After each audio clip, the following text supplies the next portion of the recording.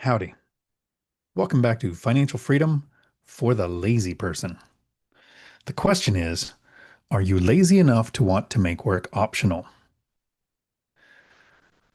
Don't fall in to the collector's trap. Are you an investor or a collector? Most people who say they're investing aren't. They're actually collecting. And collectors don't get financially free. They just get tired. This is going to be a nice short video where I will answer all of the questions after the video. If you want your questions answered during a live stream every Tuesday at 4 p.m. Pacific, I do a live stream that lasts as long as the questions do. And if you're a member, there's a members only video today on Zoom that we'll jump on together at 3 o'clock Pacific and analyze two deals, and you tell me which one you would choose. Both, neither, one of them. We'll go over that there. But the collector trap, right? We all know what an investor is supposed to be, right? An investor takes money from the bank and moves it into an asset. This is a mistake that I made for years. I thought investors buy assets. And the words are just wrong. We buy food at a restaurant. And once you've eaten it, it really doesn't have a lot of value anymore. Except for Ding Dong Dash. If you buy clothes and you wear them and you're active, after a few months, they don't have a lot of value anymore.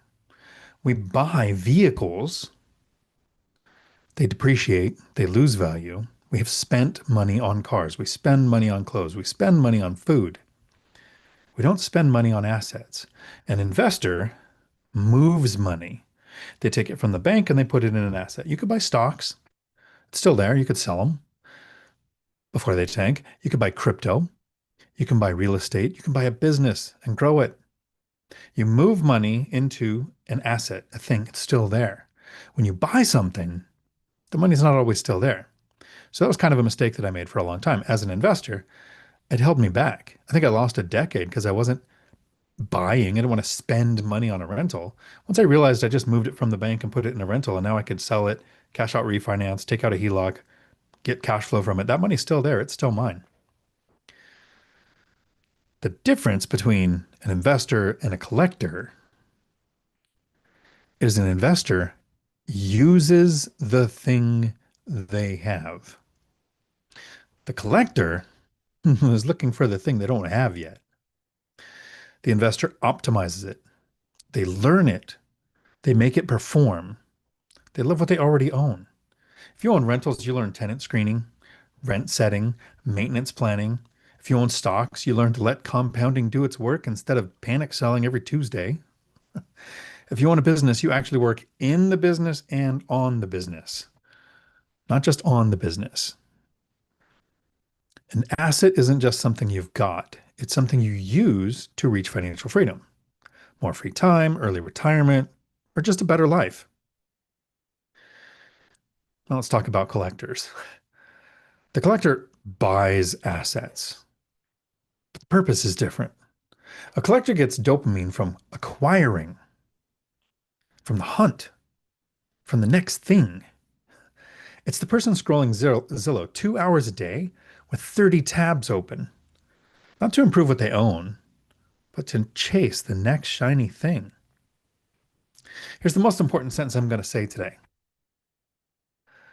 Collectors focus on what they don't have yet. The next duplex, the next crypto coin, the next stock pick, the next shiny thing covered in dust in an old garage, whatever your thing is. But here's the problem. Once a collector buys something, the excitement evaporates.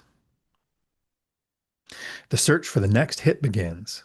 So the portfolio grows, but the results don't.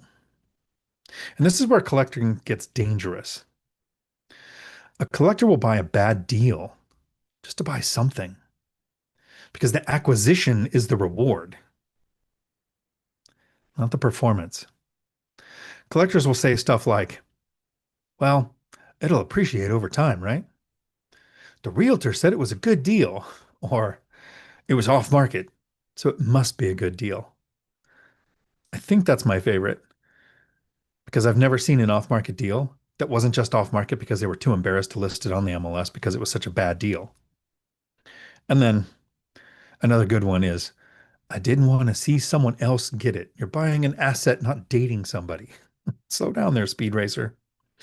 If you're rushing to buy something because you're afraid someone else might get it, congratulations, you're not investing.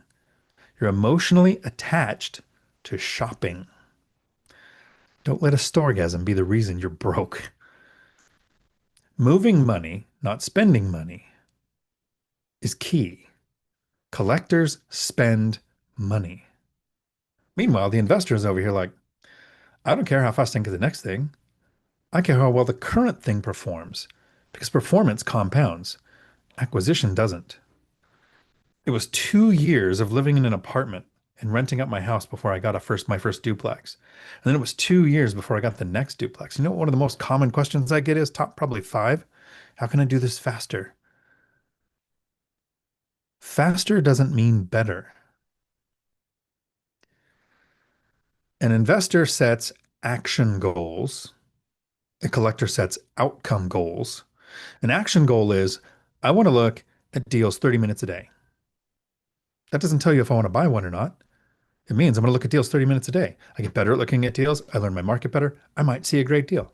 A collector says, I'm going to buy a deal before the end of the year. How likely are you to get a good deal if you put a timestamp on it like that? So here's the question to ask yourself. Are you excited about what you already own? Or are you only excited about what you might buy next? If you're an investor, great. Keep it up. If you're a collector, also great. You can fix that today. Sure, get excited about the next big thing, the next shiny thing, but learn to love what you have. Success doesn't come from buying something new. It comes from optimizing what you have. And when you buy something new, optimize it too. Don't let it not become a priority because it's something you just acquired. Now it's over. Run the numbers, improve cash flow, raise rents ethically. Maybe look up the binder strategy here on YouTube where your tenants actually ask you to raise the rent. Lower your expenses, shop around for insurance, raise your deductible. Learn your asset. Financial freedom isn't built by buying more. It's built by making what you already own work harder. And when you add to the portfolio, optimize that asset too. The next time you catch yourself scrolling for a deal, ask yourself, am I improving my portfolio or am I just collecting? One path leads to financial freedom. The other only leads to always needing more.